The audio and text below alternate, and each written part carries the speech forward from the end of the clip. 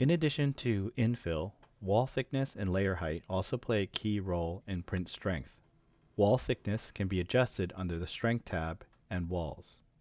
Layer height is found under Quality, Layer Height, or you can select a preset. For standard prints, 1 to 2 walls are most common.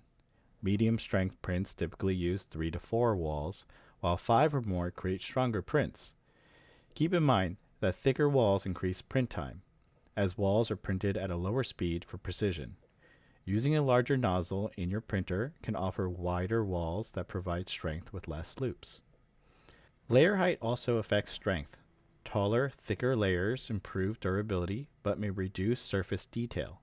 However, they save time by printing fewer layers. Larger nozzles here will also provide the option to print taller layers and faster print times. In our next video, we'll explore the uses of skirts, brims, and rafts.